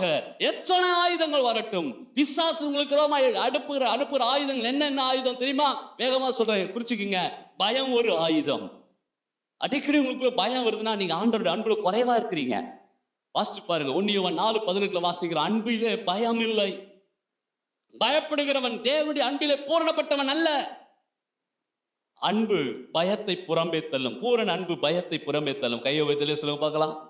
பாட்டு மட்டும் பாரு. முழு உள்ளத்தோடு ஆராதிப்பேன். முயவா பொய் வாயத்திறந்தார முழு அன்பு இருக்குதா? அடுப்புல வெந்துச்சா பாரு. முழு பலத்தோடு அன்பு கூறுவேன். பைக் சாவி எடுத்துட்டா, டைம் ஆயிடுச்சு. ஆராதனை ஆராதனை. பைபிள் 3 டைம் ஆயிடுச்சு. இப்போ பாஸ்ட் முடிக்க போனா 5 நிமிஷத்துல. சோத்திரம். அல்லேலூயா. நல்ல காணா அறகுறையா. உண்மையா நீங்க ஆண்டவர் அன்பு கூறுறீங்கன்னா எதை குறிச்சும் பயப்பட மாட்டேன். கையை சொல்லுங்க பார்க்கலாம். சொல்லுமா, இனி நான் எதை குறிச்சும் பயப்பட மாட்டேன். சொல்லுங்க, ஏ பிசாசே, பயத்தின் ஆவியே, என்னை விட்டு ஓடிப்போ, என் பிள்ளைகளை விட்டு ஓடிப்போ, நான் இயேசு முழுசா நேசிக்கிறேன். ஆமென் சொல்லுங்க பார்க்கலாம். முழுசா அன்பு கூறுங்க, முழுமையா அன்பு கூறுங்க. முழுமையா அன்புங்கிற பயத்துக்கு இடமே இல்லை. அவன் அக்கினியாஸ்திரமாய் வருகிறான். பயம் ஒரு அக்கினியாஸ்திரம், சந்தேகம், டபுள் மைண்ட், இருமனம், பலவீனத்தின் ஆவி, சோர்வின் ஆவி, காலை எழுந்து ஜெபிக்க முடியல, அசதி, நிர்விசாரங்கள், சோம்பல், இதெல்லாம் பிசாசுடைய ஆயுதங்கள். இதெல்லாம் மேற்கொள்ள ஒரே வழி, அடுத்த வழி, நாலாவது நாம் எடுக்க வேண்டிய ஆயுதம் விசுவாசம்னு கேளுங்க. கரங்களை போய் தெளிய சொல்லுங்க பார்க்கலாம். ஸ்தோத்திரம். 1 யோவான்ல வாசிக்கிறோம், தேவனால் பிறப்பதெல்லாம் உலகத்தை ஜெயிக்கும். நம்முடைய விசுவாசமே உலகத்தையே ஜெயிக்கிற ஜெயம். ஆமென் சொல்லுங்க பார்க்கலாம். 1 யோவான் புத்தகம் 5ஆம் அதிகாரம் 4ஆம் வசனம் வாசிக்கிற, தேவனால் பிறப்பதெல்லாம் உலகத்தையே ஜெயிக்கும். நம்முடைய விசுவாசமே உலகத்தையே ஜெயிக்கிற ஜெயம். கையை வைத்து அல்லேலூயா. உலகத்தையே ஜெயிக்கும் போது மறைவான ஜெயிக்கிறது ஏமாத்திரம். ஆமென் சொல்லுங்க பார்க்கலாம். உலகத்தையே ஜெயிக்கும் போது உங்க வீட்டு பிரச்சனை ஜெயிக்கிறது, டொமஸ்டிக் ப்ராப்ளம் ஏமாத்திரம். ஆமென். டொமஸ்டிக் ஜெயிப்போம், இன்டர்நேஷனல் ஜெயிப்போம். கையை வைத்து சொல்லுங்க பார்க்கலாம்.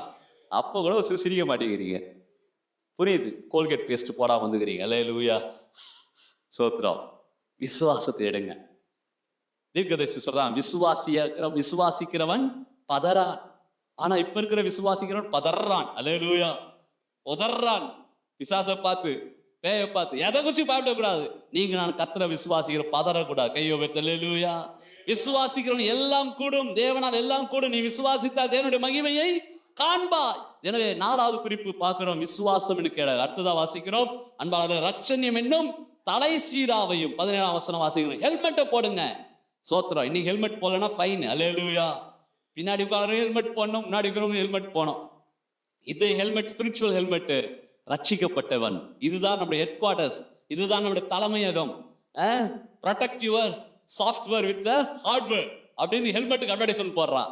இதே போலதான் உங்க ஆவிக்குரிய வாழ்க்கை நீங்க காத்துக்கொள்ள பிசாசு பாவம் செய்ய தூண்டுமா. நீங்க சொல்ல, போடா பிசாசு, நான் ரட்சிக்கப்பட்டவன். கையை திரும்பலாம், நான் ஹெல்மெட் மாட்டிருக்கிறேன். எனவே தனியா இருக்கும்போது உங்க பிசாசு சோதிப்பான். தனிமையில பிசாசு உங்க எண்ணங்களிலே சிதறடிக்க வைப்பான். நீ உனக்கு எவ்வளவு ஏமாற்றம், உன் ஜெபம் கேட்கப்படல, உனக்கு அது நடக்கல, இது நடக்க, பிசாசு உங்க சிந்தனையை தாக்க சொல்லும். போடா பிசாசு, நான் ரட்சணையும் தலை சீராவை போட்டுக் கொள்கிறேன். கரங்களை வைத்து சொல்லுங்க பார்க்கலாம். சங்கீதத்தில் ஒரு அருமையான வசன வாசி, 140ஆம் சங்கீதம் 7ஆம் வசனத்துல சங்கீதக்காரன் சொல்லுகிறார், யுத்த நாளில் என் தலையை முடிநீர் ஆண்டவரே. யுத்தங்கள் வரும் பொழுது, பிரச்சனைகள் வரும்போது இந்த ரட்சணையும் தலை சீராவை போட்டுக் கொள்ளுங்கள். நான் ரட்சிக்கப்பட்டவன், நான் இயேசுவின் ரத்தத்தால் மீட்கப்பட்டவன் என்பதை உணர்ந்து அறிக்கையிடுங்க. 140ஆம் சங்கீதம் 7ஆம் வசனம். ஆண்டவராய் கர்த்தாவே, என் ரட்சிப்பின் பலனே, யுத்த நாளில் என் தலையை மூடினீர். கரங்களை உயர்த்தி சொல்லுங்க. அல்லேலூயா. ஒவ்வொரு நாளும் சொல்லுங்க, நான் ரட்சிக்கப்பட்டவன், இயேசுவின் ரத்தத்தால் கழுவப்பட்டவன், கிறிஸ்துவின் சிந்தை எனக்கு இருக்கிறது. எனவே பிசாசை நீ என் சிந்தனையை தாக்க முடியாது. ஒவ்வொரு அவயவங்களையும் ஆண்டவர் அவருடைய சர்வாத வர்க்கத்தால் நம்மை மூடுகிறார். கரங்களை உயர்த்தி சொல்லுங்க. அல்லேலூயா. இந்த 5 ஆயுதங்கள் நம்மை பாதுகாக்கிறது. ஒரே ஒரு ஆயுதம் தான் பிசாசை தாக்குகிறது. ஆமென் சொல்லுங்க பார்க்கலாம். எல்லாம் சொல்லுங்க பார்க்கலாம். 5 ஆயுதங்கள். காக்கும் ஆயுதம் 6வது ஆயுதம், தாக்கும் ஆயுதம். ஆமென். இந்த 5 ஆயுதத்தை எல்லாம் சத்தம் என்ன சொல்லலாமா? சத்தியம் என்னும் கச்சை, நீதி என்னும் மார்க்கவசம், சமாதான சுவிசேஷன் பாதரட்சை, 4வது விசுவாச கேடகம், 5வது ரட்சணை என்னும் தலை சீர, 6வது கடைசியா சொல்லி முடிக்கிறேன். எபேசியர் 6ஆம் அதிகாரம் 17ஆம் வசன பிற்பகுதி வாசிங்கள். தேவ வசனமாகிய ஆவியின் பட்டயத்தையும் எடுத்துக் கொள்ளுங்கள். அல்லேலூயா. Sword of the Spirit, that is word of God. அன்பானவர்களே, ஆவியின் பட்டயம். இந்த ஆவியின் பட்டயத்தை பார்த்தாதான் பிசாசு ஓடுவான். கையை உயர்த்தி சொல்லுங்க பார்க்கலாம். 6வதாக ஒவ்வொரு நாளும் தேவனுடைய வார்த்தையை பேசுங்கள். தேவனுடைய வார்த்தை தான் பட்டயமா இருக்குது. எபிரேயர் 4ஆம் அதிகாரம் 12ஆம் வசனம் வாசிக்கிறோம். தேவனுடைய வார்த்தையானது ஜீவனாயும் வல்லமையாயும் இருக்கிறது. அது இருபுறமும் கருக்குள்ள பட்டயம். எனவே இந்த வேத வசனத்தை நீங்க எடுத்து பேசுனீங்கன்னா சாத்தான் தலை தெறிக்க ஓடுவான். கையை உயர்த்தி சொல்லுங்க பார்க்கலாம். எபிரேயர் 4:12 வாசிக்க, தேவனுடைய வார்த்தையானது ஜீவனும் வல்லமை உள்ளதாயும் இருபுறமும் கருக்குள்ள எந்த பட்டயத்திலும் கருக்கானதாயும் ஆத்துமாவையும் ஆவியையும் கணுக்களையும் ஓனையும் பிரிக்கத்தக்கதாக உருவ குத்துகிறதாயும் இருதயத்தின் நினைவுகளையும் யோசனைகள் வகை இருக்கிறதாயும் இருக்கிறது. அல்லேலூயா. மத்தேயு 8ஆம் அதிகாரம் 16ஆம் வசனம் பாருங்கள். ஆண்டவராய் இயேசு சாத்தானை எப்படி விரட்டினார், எப்படி துரத்தினார். தயவுசெய்து வசனத்தை குறிச்சுக்கீங்க. Matthew chapter 8 verse 16. மத்தேயு 8ஆம் அதிகாரம் 16வது வசனம். அஸ்தமனமான போது பிசாசு பிடித்திருந்த அநேகரை இயேசுவிடத்துல கொண்டு வந்தார்கள்.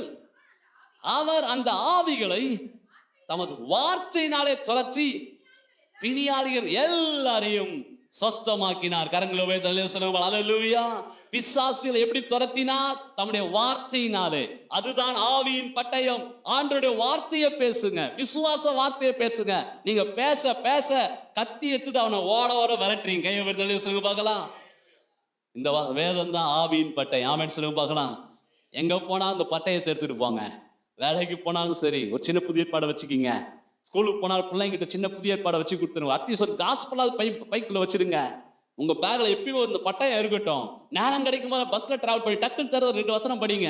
ஒரு அதிக தேவையில்லாத யோசிக்காதீங்க. சும்மா அந்த மொபைலை தடவி தடவி ரேஷன் கடையில போனா கை ரேகையே விட மாட்டேங்குது. அல்லேலூயா. தேய்ச்சி தேய்ச்சி தேய்ச்சி தேஞ்சது வாழ்க்கை, அடுத்து தேஞ்சது கை ரேகை. அல்லேலூயா. வாழ்க்கையில் ஒன்றும் உருப்படத்தை காணும். ஒழுங்கா பைபிளை படிங்க. மொபைலில் படிக்கிறோம், பைபிள் படிக்கிறேன்ட்டு 2-3 அட்வர்டைஸ்மெண்ட் வரும், 2-3 ஆடு வரும், டங்குன்னு ஒரு வாட்ஸ்அப் மெசேஜ் வரும், மைண்ட் டைவர்ட் ஆகுது. நோ, மொபைலை தூக்கி ஃப்ளைட் மோட்ல போட்டுருங்க. அது ஃப்ளைட்டில் போட்டோம், நீங்க டைட்டா வாங்க பைபிளோட. ஆமென் சொல்லுங்க பார்க்கலாம். ஆமா, இந்த மொபைல் தான் இன்னைக்கு பெரிய பிசாசு. அதை ஜெயிக்கிறவங்க எல்லாத்தையும் ஜெயிச்சிடலாம். அல்லேலூயா சொல்லுங்க பார்க்கலாம். அல்லேலூயா வர மாட்டேங்குது. தேவனுடைய வசனமாகி ஆவியின் பட்டயம். இந்த பட்டயத்தை எடுங்க, இதை வாசிங்க, இதை பேசுங்க. இயேசு பிசாசு எப்படி துரத்தினா வாசிக்கிறோம். ரோமர் மத்தேயு 8:16. அஸ்தமனமான போது பிசாசு பிடித்திருந்த அநேகரை இயேசுவிடத்தை கொண்டு வந்தார்கள். அவர் அந்த ஆவியில் தமது வார்த்தையினாலே துரத்தினார். கையை உயர்த்தி சொல்லுங்க பார்க்கலாம். வார்த்தையினாலே துரத்து. அது ஆவியின் பட்டயம். வசனத்தை பேசுங்க. உங்க வீட்டுல அடிக்கடி சண்டை வருதா? அப்ப சண்டையின் ஆவி வந்துடுச்சு. துரத்துங்க. இயேசுவின் சண்டையின் ஆவியே எனக்குள்ளேயும் வரக்கூடாது, என் மனைவிக்குள்ளேயும் வரக்கூடாது, பிள்ளைகளுக்குள்ளேயும் வரக்கூடாது. அல்லேலூயா. ஒரு பாஸ்டர் சர்ச்சில் பிரசங்கம் பண்ணார். விசுவாசிகளே, வருகிற ஞாயிற்றுக்கிழமை ஒரு ஸ்பெஷல் ஆராதனை. அவங்க பிரச்சனை எவ்வளவு பெருசா இருந்தாலும் தேவ சமூகத்தில் கொண்டு வாருங்கள், நாம் ஜெபிப்போம், இந்த பிரச்சனையை மாற்றுவார். அதே போல அடுத்த வாரம் ஞாயிற்றுக்கிழமை எல்லாரும் வந்தாங்க. ஆனா ஒருத்தர் மட்டும் வித்தியாசமா வந்தார். ஒரு அன்னக்குடையில அவங்க மனைவி உட்கார வச்சு தலையை தூக்கிட்டு வந்தார்.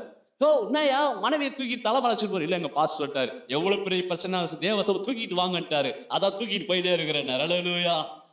அப்ப கூட அல்லேலூயா காணோம். சண்டையின் ஆவி, கோபத்தின் ஆவி, பிள்ளைகளுக்குள்ள கீழ்ப்படியாமை நாய் வேலை செய்யுது.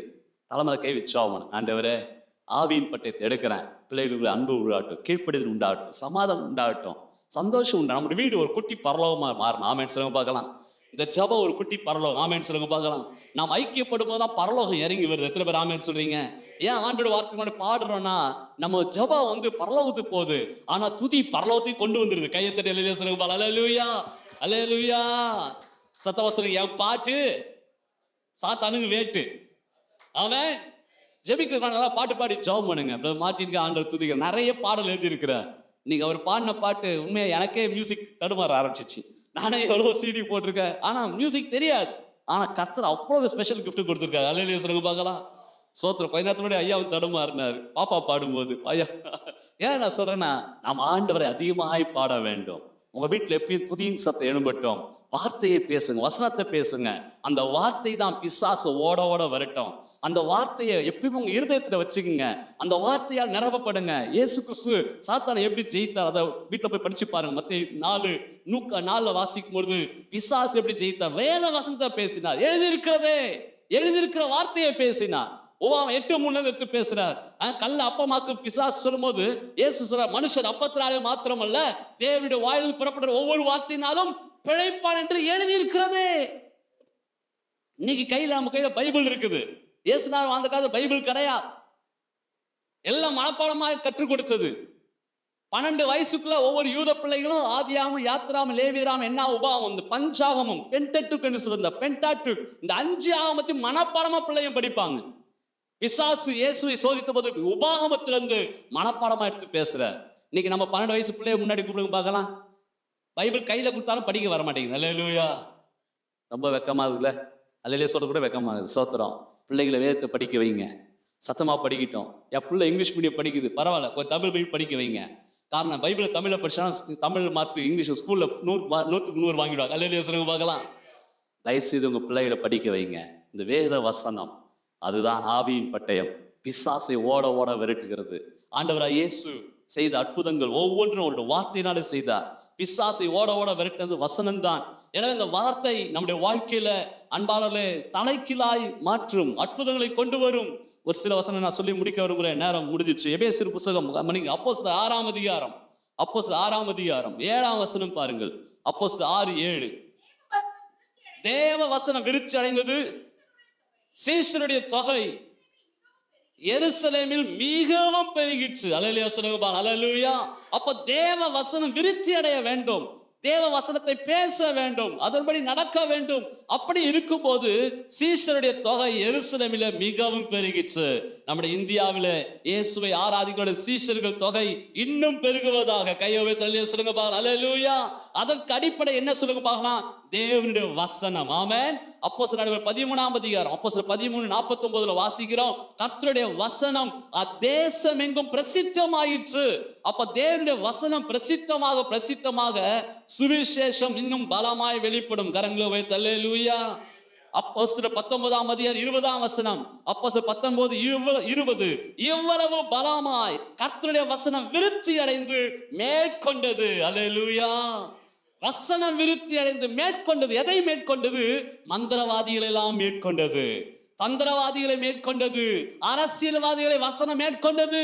அப்படி நம்ம எடுமை நிற்போம். ஆண்டவரே, இந்த ஜெபம் என்ற போராட்டத்துல இந்த வசனத்தை நாங்கள் கேட்டவர்களாய் மாத்திரமல்ல, தினந்தோறும் அறிக்கையிட்டு வேத வசனத்தை கொண்டு நாங்கள் மேற்கொள்ள வேண்டும். சத்தியம் என்னும் கச்சை, நீதி என்னும் மார்க்கவசம், சமாதானம் சுவிசேஷம், ஆயத்தினும் பாதரட்சை, 4வது பார்த்தோம் விசுவாசம் என்னும் கேடகம், ஸ்தோத்திரம் அன்பா ரட்சணை தலை சீரா, எல்லாவற்றுக்கும் மேலாக தேவனுடைய வசனமாய் ஆவியின் பட்டயத்தை எடுத்துக்கொண்டு ஒவ்வொரு நாளும் சாத்தானை ஓட ஓட விரட்ட கர்த்தர் நமக்கு பலம் தரும். எல்லாரும் கண்களை இப்படி கர்த்தரை ஸ்தோத்திரம் பண்ணுவோமா? நல்ல வாய்த்த சத்தமா ஸ்தோத்திரம் பண்ணுங்க. ஆண்டவரே, எங்களுக்கு கிருபை தாங்க ஆண்டவரே, எங்களுக்கு வல்லமையை தாங்க ஆண்டவரே, இன்னும் அறிகிற அறிவில வளர பெருக கர்த்தர் நமக்கு கிருபை தரும். ஒரு 2 நிமிஷம் நல்ல வாய்த்த சத்தமா ஸ்தோத்திரம் பண்ணுங்க பார்க்கலாம்.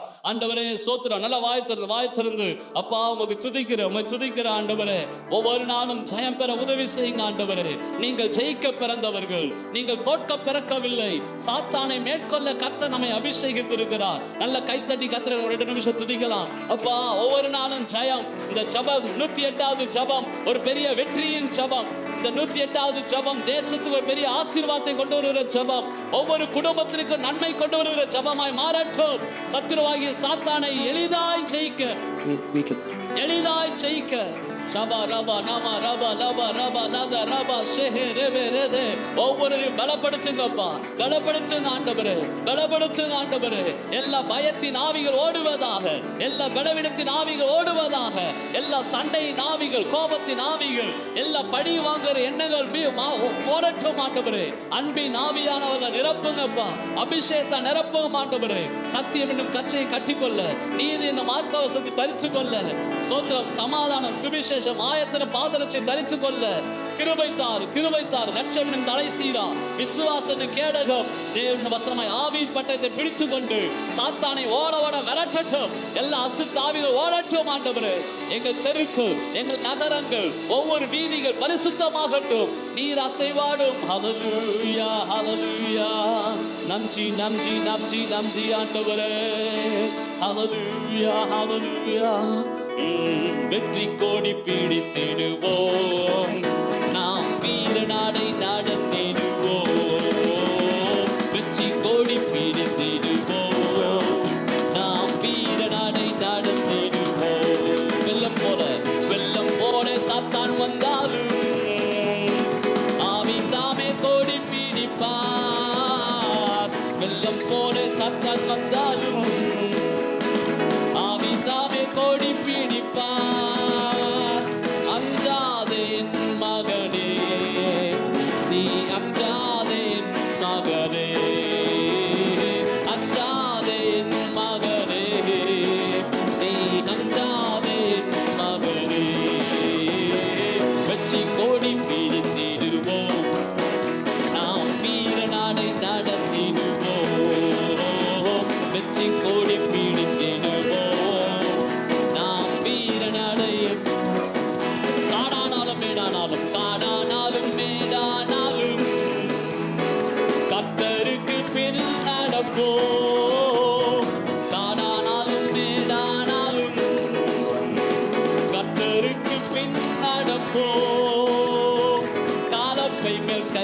தோற்றிட்டோம், நாம் திரும்பி பார்க்க மாட்டோம்.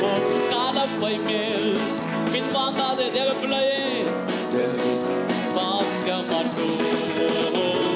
வெற்றி கொடி பிடித்திடுவோம், நாம் வீர நடை நடந்திடுவோம். வெற்றி கொடி பிடித்திடுவோம், நாம் வீர நடை. ஆமென். கரங்களை தட்டி ஆண்டவருக்கு மகிமை செலுத்துவோம். நன்றி நன்றி நன்றி ஆண்டவரே, கோடி நன்றி அப்பா, உம்முடைய கிருபைகளுக்காய் நன்றி நன்றி ஆண்டவரே. ஹல்லேலூயா ஹல்லேலூயா ஹல்லேலூயா. அப்பா உங்களுடைய கரங்கள் எங்களை ஒப்பு கொடுக்கிறோம் அப்பா. இதுவரை நாங்கள் வாழ்ந்த வாழ்க்கை வேற ஆண்டவரை, இனி நாங்கள் சத்ருவுக்கு எதிர்த்து நிற்க திராணி உள்ளவர்களாய் ஆண்டவரை, இந்த சர்வாயுத வர்க்கத்தை நாங்கள் தரித்து கொள்ள கர்த்தர் எங்களுக்கு கிருபை செய்து அருளுங்கப்பா. இதை ஒவ்வொரு நாளும் ஆண்டவரை நாங்கள் இதை அணிந்து கொள்ளும்படி ஆண்டவரை நாங்கள் விழிப்புடனும் ஜாக்கிரதையுடனும் எச்சரிப்புள்ளவர்களாய் நாங்கள் காணப்படும்படியாய் கர்த்தர் கிருபை செய்யுங்க ஆண்டவரை. help us not to be caught off guard. எந்த சூழ்நிலையிலும் ஆண்டவரை, எந்த ஒரு ஆண்டவரை ஆவியின் பட்டயத்தை ஆண்டவரை நாங்கள் தரித்து கொள்ள தவறிடாத படிக்கு நாங்கள் எச்சரிப்பையோட இருக்க, விழிப்புடன் இருக்க கர்த்தர் எங்களுக்கு கிருபை செய்வீராக என்று நாங்கள் ஜெபிக்கிறோம். நாங்கள் கேட்ட வசனம் எங்களுடைய இருதயத்துக்குள்ளாய் விதைத்திருக்கும்படியாய் கர்த்தர் கிருபை செய்யுங்க. உங்களுடைய வசனம் எங்களுடைய இருதயத்துக்குள்ளாய் ஆண்டவரே அப்பா ஜீவன் உள்ளதாய் கிரியை செய்யட்டும், எங்களை உயிர்ப்பிக்கட்டும். விசுவாசம் ஆண்டவர் எங்களுக்குள்ள காணப்படட்டும் அப்பா. ஒவ்வொரு நாளும் உண்மை உறுதியாய் பற்றி கொண்டிருக்கிற மனதை உடையவன், உண்மையே நம்பி இருக்கிறபடியால் பூர்ண சமாதானத்துடன் என்னுடைய காத்துக்கொள்வேன் என்ற வசனத்தின்படி என்னுடைய தாங்கிக் கொள்ளுங்க, உடைய கரத்துல ஏந்தி கொள்ளுங்க என்று ஜெபிக்கிறோம். இயேசு கிறிஸ்து மூலம் ஜெபம் கேளும் ஜீவனுள்ள நல்ல பிதாவே, ஆமென்.